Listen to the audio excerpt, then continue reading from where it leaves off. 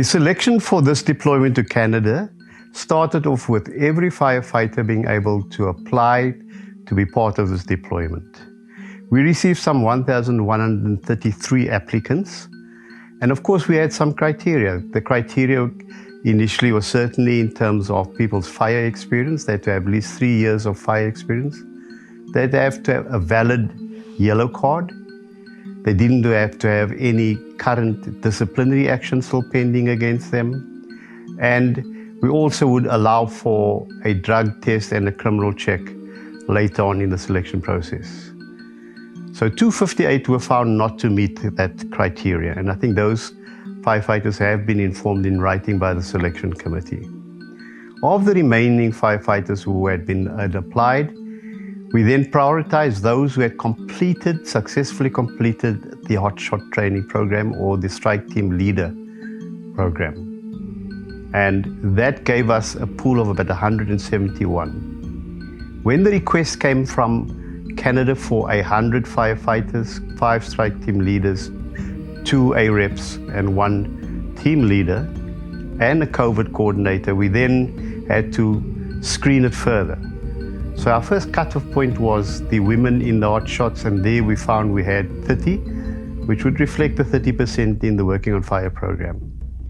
We then also looked at those who had previous exposure to Canada, because we wanted a mix between those who had been to Canada before and those who are new. And there we found 35% of those will be, in fact, those who have been to Canada, whereas 65% will be going for the first time. The rest of the empty slots, if you like, were taken up by people in terms of their fitness records. So those who have the best fitness records in terms of the 2.4 kilometer race, that's how you got into the team. However, this year we're dealing with a very new and peculiar environment, namely COVID. One of the requirements is before we can actually leave, people must have a COVID PCR test that's valid 72 hours before we arrive in Canada. So the final cutoff point is going to be those that have been selected must pass the PCR test. So to cope with that, we've in fact had a team of reserves. So we've got a pool of people who we've identified as reserves to fit in the different positions. So for the AREP, the agency representative, 2 are selected, and we also have a reserve. For the strike team leaders, 5 have been selected, and we've got 2 reserves.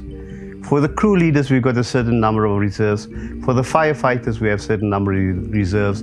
And for the water pump operators, we also have reserves. So depending if anyone were to fall out just prior to departure, the last checkpoint being the PCR test, we will draw on the reserves for that particular section to fill up the team. So it's a rather unique environment in this respect. Obviously, as we come to the marshalling point, where we're in fact going to do an induction process, what it is like to be in Canada, a refresher on some of the pump work, as well as we're going to do the Canadian test, the WF Fit test that they do use in Canada. And we are sure that we are well above that standard, but we're going to do that to prove that we cope very well with those particular standards. Of course, if anybody were to misbehave on that course, then they will also disqualify themselves from going.